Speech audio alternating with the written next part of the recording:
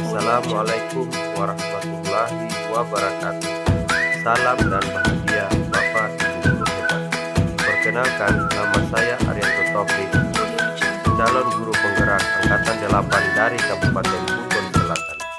Kali ini saya akan memaparkan aksi nyata modul 1.4 tentang budaya positif.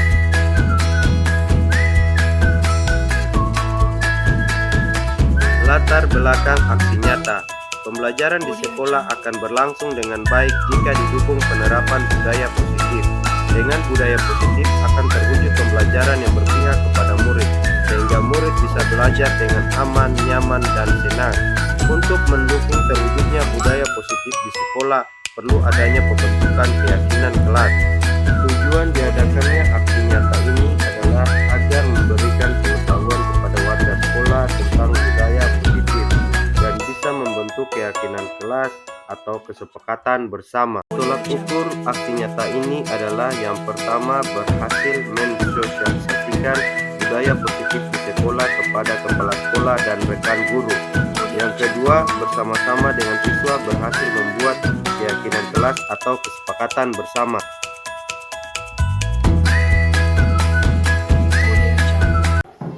Ya, jadi saya di depan ini bukan saya lebih hebat daripada Bapak dan Ibu guru, tapi saya men-share saja apa yang saya sudah dapat di guru penggerak. Jadi yang saya ditugaskan adalah mensosialisasi tentang budaya positif. Ya, apalagi sekolah kita sudah masuk sekolah penggerak, mudah-mudahan kita bisa terapkan di sekolah kita ini. Oke, saya mulai dari apa saja yang akan saya mau bahas. Ya, topik-topik yang saya mau bahas itu adalah, yang pertama adalah disiplin positif, kemudian teori kontrol, kemudian teori motivasi, kemudian hukuman dan penghargaan, berikutnya posisi kontrol guru, yang berikut kebutuhan dasar manusia, kemudian keyakinan kelas, dan yang berikutnya lagi yang terakhir adalah segitiga restitusi. Dari 8 poin itu, kira-kira yang mana saja yang Bapak Ibu guru sudah pernah dengar? Kalau kita lihat dari 8 poin itu, apa sudah pernah terapkan di sekolah kita? Kalau saya tanya, istilah baru yang baru dibaca hari ini, yang baru dilihat, apa saja? Iya, silakan Pak Waka. Posisi kontrol guru. Posisi kontrol guru. Apalagi Pak? Kebutuhan dasar manusia. Berarti kalau materi ya kebutuhan dasar bicara berhubungan yang biologi. Yang lain-lain yang berhubungan dengan kondisi sekolah, belum ditahu bagaimana itu. Keyakinan kelas. Apakah keyakinan kelas sudah pernah ditahu? Pernah dengar? Belum. Ya, yang berikut segitiga restitusi. Saya kira kalau segitiga restitusi baru. Saya juga baru. Keyakinan kelas saya juga baru. Saya tidak tahu juga pada saat membaca apa ini keyakinan kelas. Oke, kita mulai saja. Pertama dari disiplin positif. Kalau kita bicara disiplin, pasti kaitannya adalah dengan tata tertib. Sudah pasti itu. Jadi disiplin positif itu adalah pendekatan untuk menuntun kodrat anak agar berdaya dalam mengontrol diri dan menguasai diri untuk memilih tindakan yang mengacu nilai-nilai kebajikan. Disiplin positif menjadi komponen utama dalam mewujudkan budaya positif. Jadi budaya positif apalagi? Budaya positif itu adalah kebiasaan-kebiasaan yang baik. Itu budaya positif. Nah, sekarang kita lihat lagi yang berikut. Yang berikut adalah teori kontrol. Psikiater dan pendidik Dr. William Glasser. Beliau itu adalah seorang psikiater dalam kontrol teori atau teori kontrol, yang kemudian hari berkembang dinamakan choice theory, meluruskan beberapa miskonsepsi. Ini sepertinya seperti yang kita mungkin lakukan. Yang pertama, ilusi yang pertama itu guru mengontrol murid. bahwa pada dasarnya kita tidak dapat memaksa murid untuk berbuat sesuatu jikalau murid tersebut memilih untuk tidak melakukannya. Ya, tapi kita kadang-kadang memaksa. Misalkan Rusman, coba pergi angkat kursi dulu. Mungkin Rusman masih capek karena guru yang suruh, mau tidak mau dia harus bikin. Ya, kemudian yang berikut adalah ilusi bahwa semua penguatan positif efektif dan bermanfaat. Ya, penguatan positif atau bujukan. Jadi penguatan positif atau bujukan adalah bentuk-bentuk kontrol segala usaha untuk mempengaruhi murid. Jadi ini masih miskonsepsi ya, agar mengulangi suatu perilaku tertentu adalah suatu usaha yang mengontrol murid tersebut. Dalam jangka waktu tertentu kemungkinan murid tersebut akan menyadari dan mencoba untuk menolak bujukan kita. Atau bisa jadi murid tersebut menjadi tergantung pada pendapat sang guru untuk berusaha. Jadi kadang-kadang kita bujuk siswa, ya siswa dia mau, kadang-kadang juga tidak mau. Tapi kadang-kadang kalau kita bujuk dalam waktu lama juga, murid mungkin akan rasa bosan. Dia cari-cari alasan supaya dia tidak mau apa yang kita bujuk. Yang berikut adalah ilusi bahwa kritik dan membuat orang merasa bersalah dapat menguatkan karakter. Rusman, kau ini terlalu pemalas. Harusnya kau rajin-rajin. Ya. Mungkin bagi kita itu bisa membuat Rusman itu rajin, tapi belum tentu bagi Rusman. Mungkin Rusman rasa malu. Ya, jadi tidak menguatkan karakternya. Harusnya kita harus mencari solusi bagaimana supaya Rusman itu tidak lagi malas-malas. Yang berikut adalah ilusi bahwa orang dewasa memiliki hak untuk memaksa. Ya, kalau kita sebagai guru mentang-mentang siswanya kita itu adalah umur di bawah kita, kadang-kadang kalau kita suruh siswa sudah tidak mau, kita memaksa. Ya ada. Saya juga kadang-kadang melakukan itu. Kalau sudah tidak mau, cepat, tidak saya hukum kau. Oh, biasa seperti itu. Ya, tidak semua. Oke, betul Bu Guru. Tidak semua. Ya, kesimpulannya apa? Jadi kesimpulannya pada teori kontrol adalah di dalam teori kontrol jelaskan bahwa yang bisa mengontrol seseorang adalah dirinya sendiri, bukan orang lain. Jadi yang bisa mengontrol dirinya kita itu adalah dirinya kita sendiri. Seseorang akan melakukan sesuatu atau tidak tergantung dari dalam diri tersebut sesuai dengan motivasi pembangunan dasar yang dimilikinya.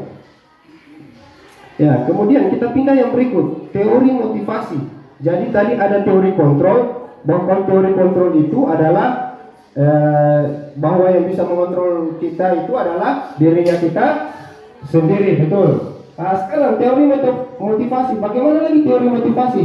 Teori motivasi itu terbagi menjadi dua. Ya. Jadi kalau kita bicara motivasi eksternal itu motivasi yang berasal dari luar diri seseorang.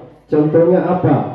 Kalau misalkan siswanya kita itu kalau melakukan sesuatu itu dua saja, pada umumnya dua saja. Kalau bukan takut dihukum, ingin dapat pujian. Betul tidak Bapak Ibu Guru? Betul tidak? Ya sudah pasti. Dan saya rasa diri juga seperti itu, bahwa dari luar dirinya sendiri dia melakukan sesuatu. Misalkan saja dia takut terlambat. Kenapa dia takut terlambat? Karena takut dihukum. Itu motivasi eksternal. Misalkan dia mau angkat sampah. Kenapa dia mau angkat sampah? Karena ingin dipuji. Misalkan saja dia apalagi disuruh apa sama guru, pasti dua saja motivasinya. Kalau tidak mau dihukum, ya ingin dapat pujian. Itu motivasi yang berasal dari luar dirinya. Bagaimana dengan motivasi internal?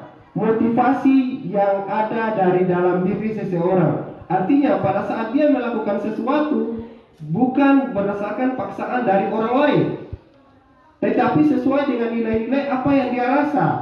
Oh, seharusnya saya tidak boleh terlambat, karena kalau saya terlambat saya akan ketinggalan pelajaran. Jadi ada motivasi dari dirinya sendiri, bukan paksaan dari orang lain, bukan karena takut dihukum atau karena pujian. Ya, lanjut lagi yang berikut adalah posisi kontrol guru. Nah ini katanya baru tadi didengar. Posisi kontrol guru itu ada 5. Yang pertama sebagai penghukum, yang kedua adalah pembuat merasa bersalah, yang berikut sebagai teman, yang berikutnya lagi sebagai pemantau, dan yang terakhir adalah sebagai manajer. Kita bahas satu-satu. Sebagai penghukum, contoh ada videonya ini, tapi biar saya saja menjelaskan. Sebagai penghukum itu, misalkan kalau kita dapat siswa yang terlambat, langsung kita sebut, Rusman, kenapa terlambat? Rusman kasih alasan, terlambat bangun Pak. Sudah, lari sana, lari ke lapangan 10 putaran. Tapi Pak Guru, dia mau kasih alasan lagi, tambah lagi, jalan jongkok 10 putaran. Ya, itu guru yang sifatnya sebagai penghukum itu. Kadang-kadang sudah ada yang bicara, sudah main tunjuk-tunjuk seperti ini.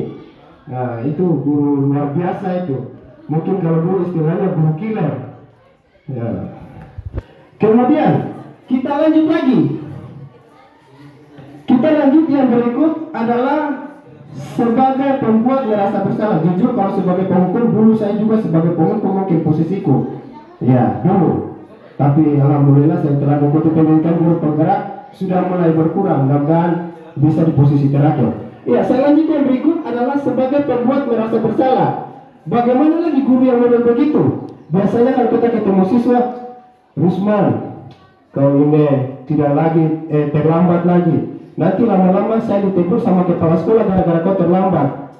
Atau misalkan, Rusman, kau tidak kerjakan lagi tugas. Lama-lama saya ditegur lagi sama kepala sekolah ini gara-gara nilaimu belum ada. Nah, itu namanya pembuat merasa bersalah. Jadi siswa itu secara psikologis dia merasa bersalah gara-gara dia gurunya dimarahi. Nah, kemudian yang berikut sebagai teman. Nah, ini teman lain lagi posisinya. Kalau sebagai teman biasanya kita sapa teman, Rusman, kau ini terlambat terus. Tapi siswa juga kadang-kadang dia balas juga dengan senyum-senyum. Iya Pak Guru, saya terlambat bangun, kasihan. Iya sudah Mi, tenang, nanti saya urus hadirmu di piket. Nanti kau tetap hadir. Nah, itu sebagai teman. Tapi yang begitu, siswa itu hanya bergantung sama guru yang itu.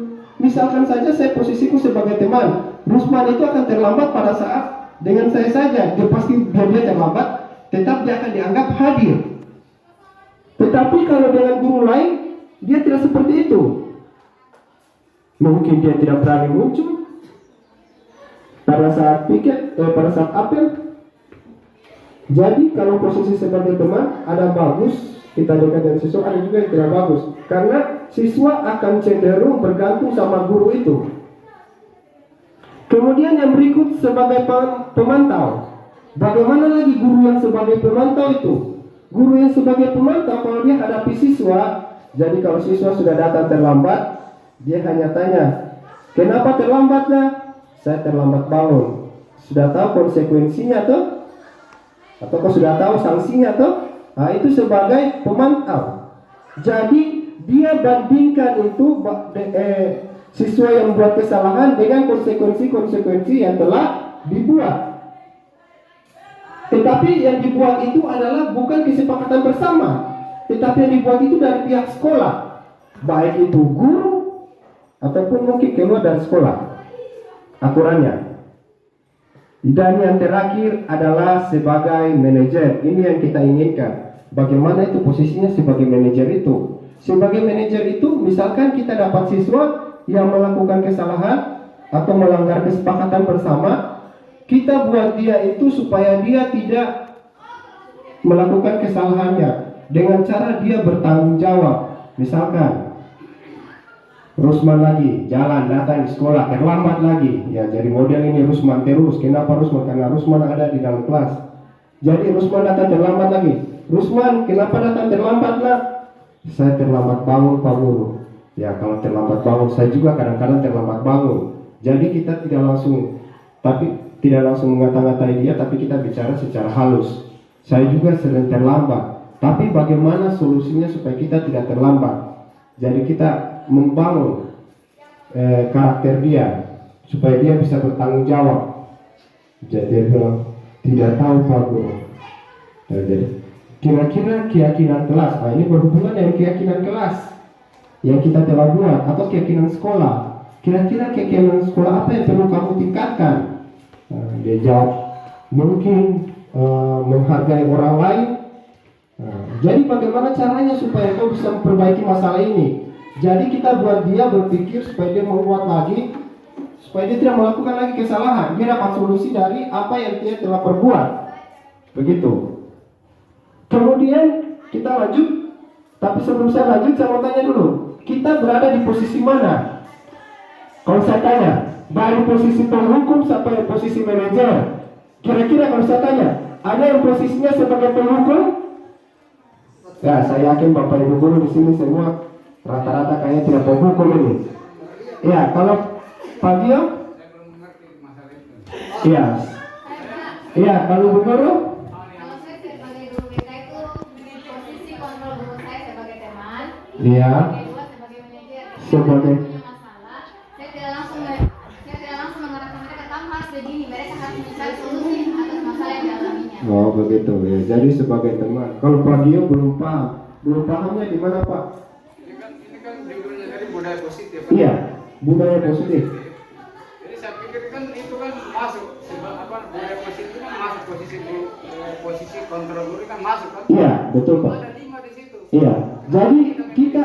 Jadi kita itu harus memposisikan diri kita adalah sebagai Bisa memilih karena manajer. Maksudnya begini Pak. ya Ah. saya tanggapi dulu. Iya, Pak. Ya, silakan. Terus?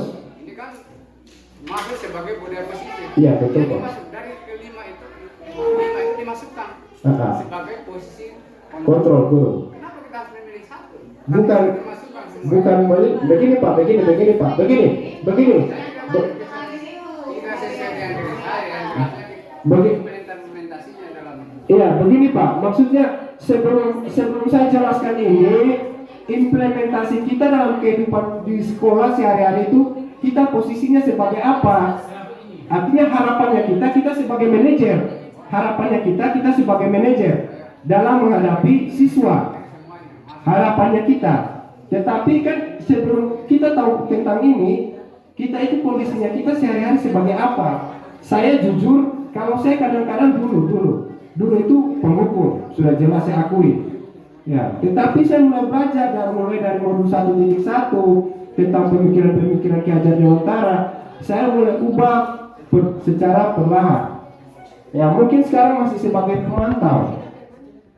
Maksudnya sekarang saya tanya teman-teman guru. Tadi katanya Ibu Sunarni dalam menghadapi siswa, dia sebagai teman, kadang-kadang juga sebagai manajer. Nah, begitu Pak. Jadi sebelum kita tahu tentang budaya positif, sehari-harinya kita itu sebagai apa? Pak Patria sebagai apa Pak Patria? Semuanya. Wow, luar biasa Pak Patria. konflik. Yang maksud saya begitu, harus konflik. Jangan hanya kita pilih satu, karena itu kan masuk sebagai posisi kontrol guru. Begini Pak, Penerapannya nanti kalau kita bicara selama ini posisi mau apa? Kita sebagai penghukum rata-rata, karena kita pandang-pandang dulu. iya. Kalau Pak Patria, Kan kita mau berbicara posisi kontrol guru sebagai iya. positifnya. Kan ini sifat positif. Tidak, begini Pak, pertanyaanku sebelum kita tahu tentang budaya positif, sebelumnya yang kita implementasi dalam kondisi sekolah sehari-hari itu, kita posisinya kita sebagai apa? Harapannya kita kan sebagai manajer, harapannya kita minimal kalau tidak sebagai manajer, minimal pemantau saja dulu. Begitu, itu harapan. Tetapi maksudnya kondisi kita sebelumnya. Kalau saya pribadi, saya jujur, saya sebagai penghukum sebelumnya. Awalnya saya sebagai penghukum, betul? Iya. Nah, sekarang saya tanya, maksudnya teman-teman punya tanggapan masing-masing, punya pemikiran masing-masing. Kalau Pak Gio bilang kita semua penghukum, belum tentu. Ada juga. Oh, lagi tanya. Atau mungkin Pak Patria dulu tadi. Kalau Pak Patria sebagai apa? Sudah berlaku semuanya. Terus semuanya kita pakai. Oke, saya lanjut yang berikut.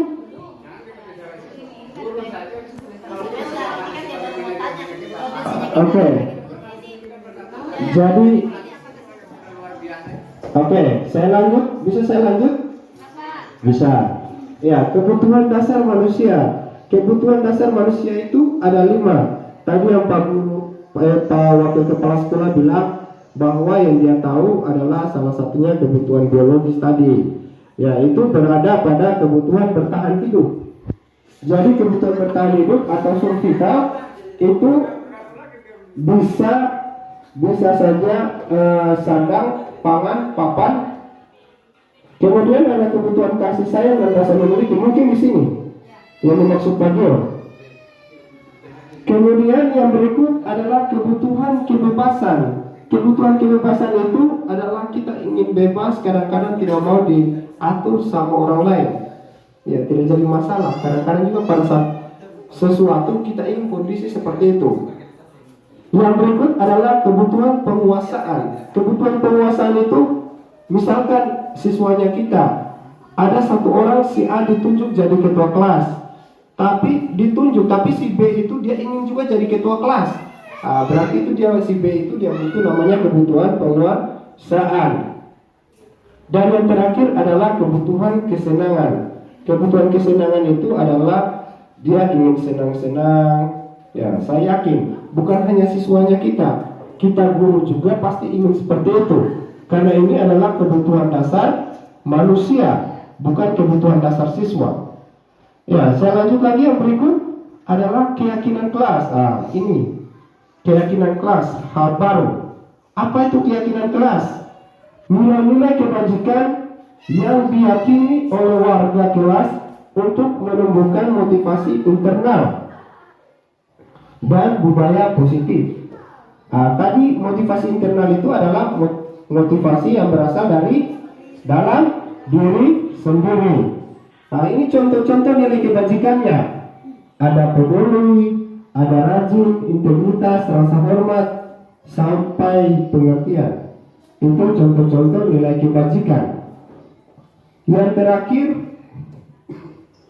sebelum saya lanjut, jadi keyakinan kelas ini, mungkin harapan saya ini sebelum, karena ini berhubung juga tahun ajaran baru, jadi sebelum kita masuk di kelas, kita buat namanya keyakinan kelas. Kadang-kadang memang kita sudah laksanakan, tetapi bukan keyakinan kelas, tetapi aturan-aturan yang kita buat agar siswa itu di dalam kelas lakukan apa yang kita inginkan. Betul Bapak Ibu Guru? Ya, misalkan saya itu kalau masuk, salah satu aturan adalah kalau saya keluar masuk, siswa tidak lagi masuk. Nah, itu aturan dari saya, bukan kesepakatan kelas. Dengan adanya budaya positif ini, kita buat yang namanya kesepakatan kelas. Jadi aturan itu bukan hanya dari kita, tetapi dari siswa juga, dan disepakati bersama. Disepakati bukan 1-2 orang, tetapi keseluruhan warga kelas. Itu namanya kesepakatan kelas. Kita lanjut yang terakhir, segitiga restitusi. Apalagi itu segitiga restitusi? Sebelum saya lanjut pada segitiga restitusi, saya jelaskan dulu apa itu restitusi. Jadi restitusi itu adalah proses menciptakan kondisi bagi murid untuk memperbaiki kesalahan mereka. Jadi ini kita lakukan restitusi bagi siswa yang melakukan kesalahan, sehingga mereka bisa kembali pada kelompok mereka dengan karakter yang lebih kuat. Itu kata Gosen tahun 2004. Kemudian yang berikut lagi, ada lagi pengertian lain. Restitusi juga adalah proses kolaboratif yang mengajarkan murid untuk mencari solusi. Jadi kolaboratif yang dimaksud adalah kolaboratif antara guru dan siswa untuk mencari solusi untuk masalah, dan membantu murid berpikir tentang orang seperti apa mereka inginkan dan bagaimana mereka harus memperlakukan orang lain. Jadi makanya di posisi manajer tadi, kita diharapkan dapat menerapkan segitiga restitusi. Apa saja itu segitiga restitusi? Jadi namanya segitiga berarti ada tiga tahap. Tahap pertama adalah menstabilkan identitas. Biasa pertanyaannya, setiap orang pernah melakukan kesalahan. kamu bukan satu-satunya yang pernah melakukan hal ini. Nah, itu menstabilkan identitas. Artinya kita dapat siswa yang lakukan kesalahan, kita tidak langsung marah-marah, tapi kita bicara seperti itu. Kemudian yang kedua itu adalah tahap validitas tindakan yang salah. Bagaimana pertanyaannya? Kamu tentu punya alasan mengapa melakukan itu. Kenapa kamu lakukan itu, nak? Kamu tentu punya alasan. Kemudian yang terakhir adalah menanyakan keyakinan. Menanyakan keyakinan itu bisa kita bertanya sama dia, apakah keyakinan kelas yang perlu kamu tingkatkan, bukan yang perlu kamu langgar, tapi yang perlu kamu tingkatkan. Jadi siswa mulai berpikir keyakinan kelas atau keyakinan sekolah yang pernah dia disepakati. Kemudian pertanyaan berikutnya setelah dia menjawab, kira-kira kamu bisa memperbaiki masalah ini tidak? Dia mulai berpikir lagi, dia mulai menguatkan karakternya. Oh, ternyata kalau saya lakukan begini, apa solusinya? Bukan solusinya dengan kita hukum siswa. Begitu. Ini sebenarnya kita sudah ambil tugasnya guru BK ini. Ada waktu kita elaboratif kemarin dengan instruktur nasional, ada pertanyaan dari teman bahwa dia bertanya, apakah ini sama dengan tugasnya guru BK? Hanya jawabannya begini, kalau masalahnya masih ringan, bisa kita guru kelas atau guru mata pelajaran yang mengambil alih.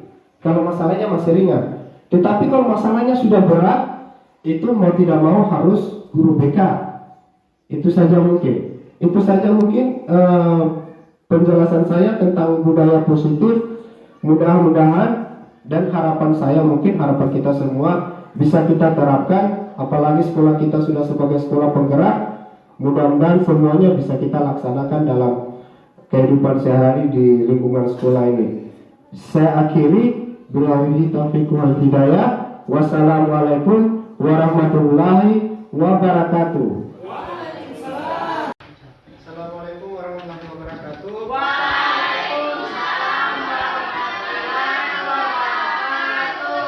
Karena ini pertemuan awal kita di kelas 9, maka sebelum kita memulai pembelajaran, sebaiknya kita membuat dulu yang namanya adalah keyakinan kelas. Mungkin ini hal yang baru atau istilah yang baru buat kalian. Jadi saya jelaskan dulu sedikit atau mungkin ada yang bertanya-tanya, apa itu keyakinan kelas?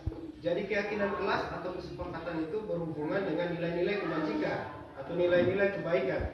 Jadi budaya positif atau yang baik-baik yang kita harus terapkan di sekolah kita ini. Maka untuk keyakinan kelas, nanti sebentar saya akan bagikan ini kertas post-it. Nanti kalian tulis apa yang kalian impikan pada saat pembelajaran nanti. Apa yang kalian harapkan. Misalkan dalam kelas harus bagaimana. Paham itu? Paham? Ya. Saya bagi. Jadi minta tolong ditulis biar satu orang satu saja. Tapi kalau tulis 2 atau 3 juga tidak jadi masalah. Tidak usah tulis namanya. Ditulis saja, nanti sebentar selesai ditempel di bagian sana. Ditempel.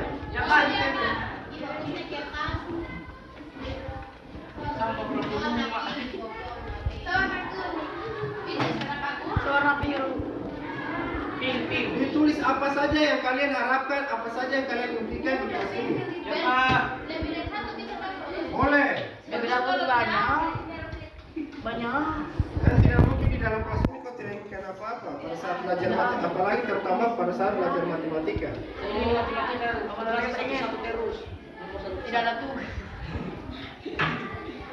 Artinya berhubungan dengan nilai-nilai kebaikan, budaya positif, Ya Pak. Mungkin kelas mau bagaimana?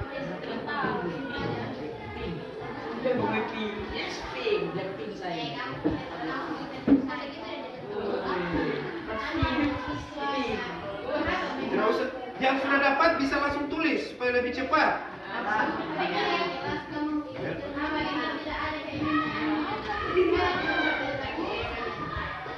Ya, jadi nanti ditulis apa yang kalian.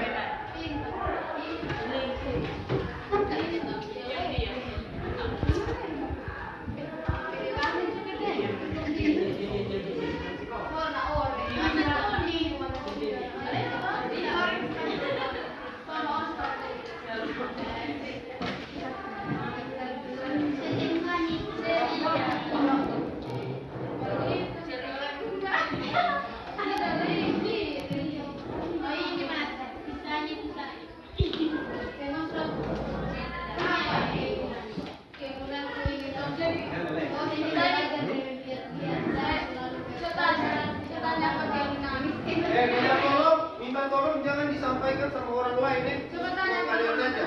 Kemudian jangan tulis namanya, kemudian tempel di sini. Keinginan atau harapannya kalian selama berada di dalam kelas ini atau selama belajar matematika. Bisa ditempel. Sudah, kalau sudah langsung ditempel. Ya? Sudah, tulis saja, tulis nanti. Kalau masalah tempelnya, kalau bingung tempelnya saya bantu. Yang penting tulis saja apa yang sudah. Maksudnya kalian ingin kelas ini bagaimana? Misalkan kelasnya bersih atau ingin kelasnya tidak bakal ganggu orang-orangnya di dalamnya. Atau misalkan kelasnya bagaimana? Apa yang kalian inginkan? Yang penting yang baik-baik ya. Tidak usah kuliah, tidak usah cuma kesedihan. Tidak usah ribut. Kalau sudah silakan ditempel. Bisa maju sedikit. Dina. Bisa. Oke. Tempel maksud aku jangan begitu. Ini pena aku. Tapi Tidak ingin kelas saya kan sudah kasih contoh tadi. Misalkan kelas ini bersih, atau misalkan tidak boleh baku ganggu, atau tidak boleh saling menghormati, saling menghargai, atau bagaimana. Ya jangan baca orang lain punya, minta tolong jangan baca orang lain. Datang tempel, langsung pergi. Tidak usah tulis nama. Datang tempel, langsung pergi. Tempel maksud Warna pink. terlepas. Warna cinta. Ya, datang tempel, langsung pergi. Ya, lanjut. Usman, minta tolong biasakan kalau begitu jangan suruh orang ya, maju sendiri, jangan biasakan suruh orang. Sudah berapa kali saya dapat? Biasakan seperti itu.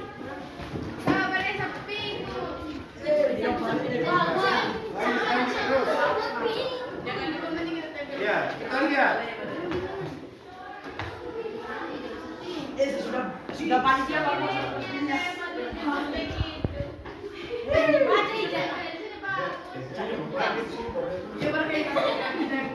Sudah kamar belakang.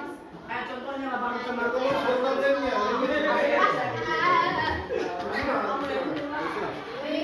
Siapa lagi temen tadi?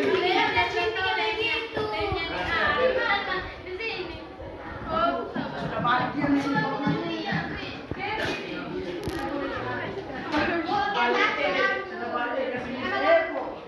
Oke. Ada. Ya, silakan. Anehnya. Tapi yang hancur.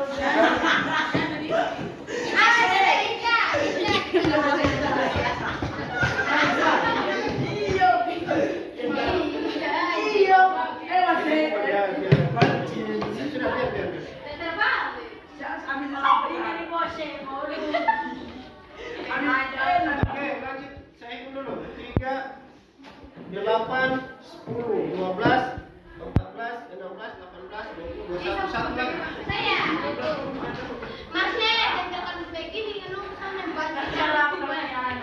Tidak bisa semua, hanya bagian atas saja.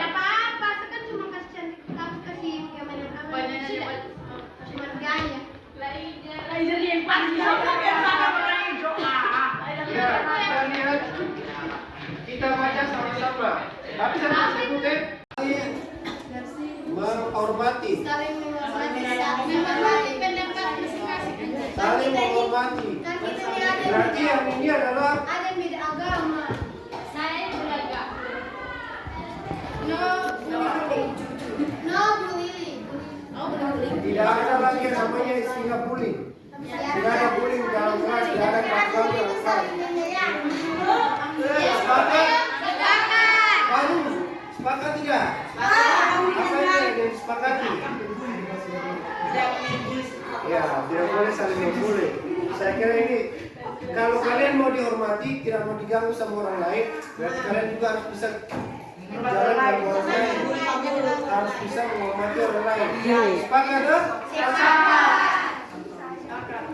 Saling menghargai.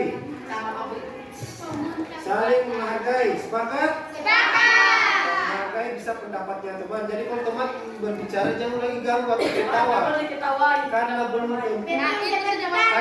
tentu kita berani mengungkapkan pendapatnya, kita sulit mengungkapkan pendapat itu.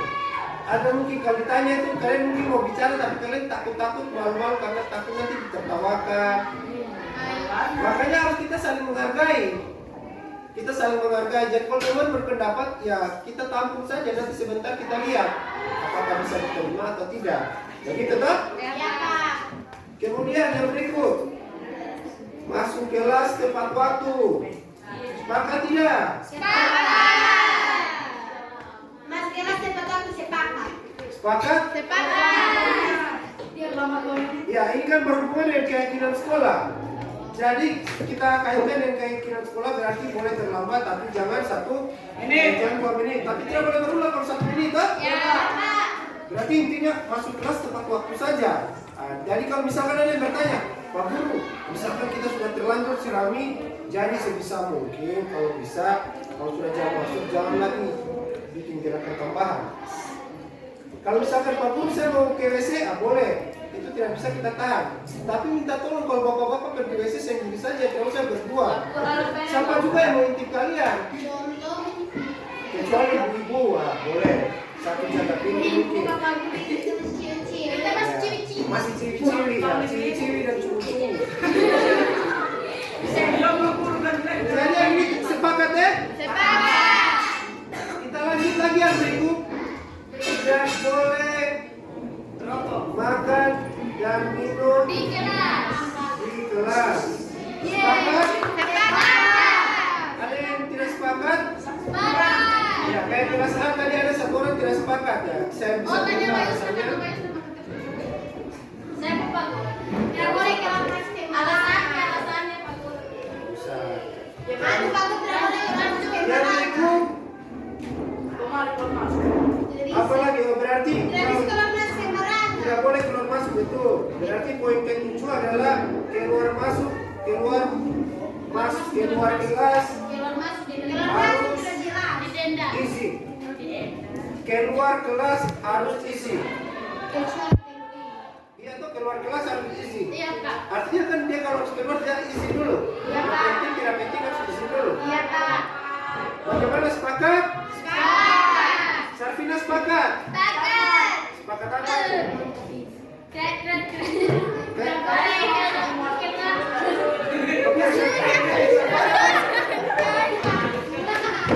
Ada lagi yang lain?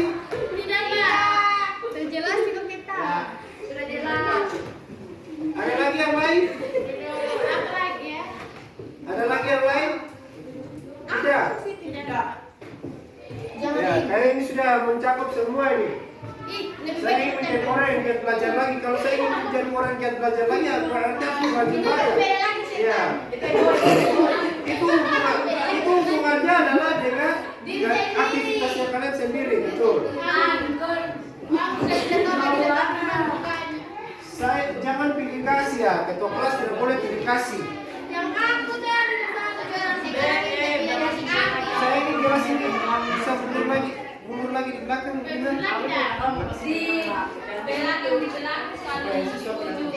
Ketertiban dalam kelas tadi sudah, kelas harus tertib. Sudah. Apalagi nih, saya ingin saling menghormati, sudah ada lagi menghormati. Apalagi tertib sudah, bersih sudah. Ya, kemudian katanya kelas mau dihias. Kelas mau dihias itu sebenarnya tergantung dari kalian. Misalkan, ya, berdayakan uang kas. Belum ada kita kelas, belum ada. Nanti kami lihat. Ya, jadi pada saat masuk nanti wali kelasnya kalian, ini ketua kelas siapa, wakil siapa, kemudian sekretaris dan bendahara siapa. Baru. Oke, saya kira itu saja. Nanti keyakinan kelas ini saya print, kemudian saya tempel nanti di sini. Kalau tidak saya tempel, kalau saya tidak tempel berarti setiap kita mau masuk pasti saya tampilkan ini keyakinan kelas.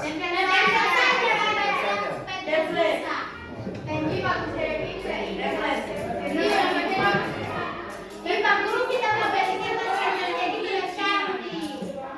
Pak kita lihat kelas sendiri keyakinan kita.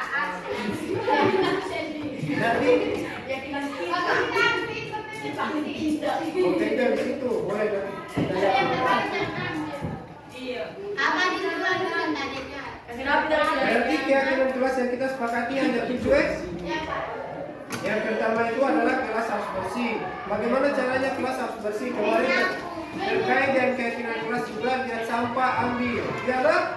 Nah, itu saya lihat di labaran itu masih ada sampah itu. Ya kan? Kalau sudah begitu langsung dia lagi punya. Ambil saja, dia usah pak orang punya siapa? Ambil saja ambil sampahnya.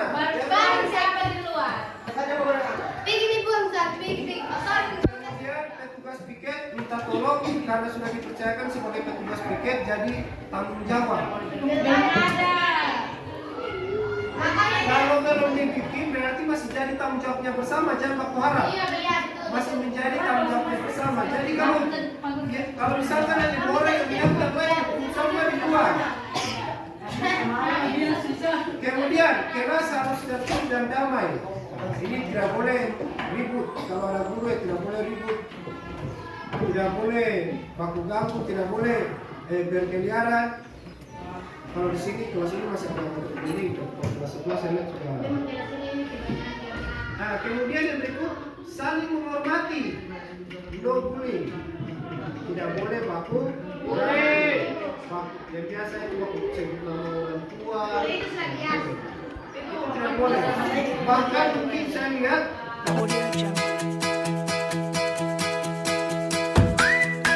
Demikian aksi nyata saya. Terima kasih. Salam dan bahagia. Wassalamualaikum warahmatullahi wabarakatuh.